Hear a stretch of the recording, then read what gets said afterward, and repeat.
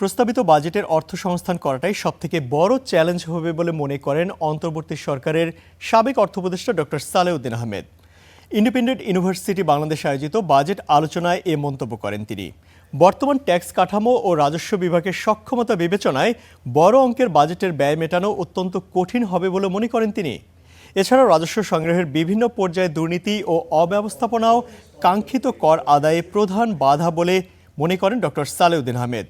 দেশে এই মুহূর্তে 98% জীবাশ্ম জ্বালানি আর মাত্র 2% পুনঃ ব্যবহারযোগ্য জ্বালানি ব্যবহার করা হচ্ছে উল্লেখ করে অন্যান্য বক্তারা বলেন, দেশের জ্বালানি সরবরাহ নিরবিচ্ছিন্ন না হলে অর্থনৈতিক উন্নয়ন সম্ভব না।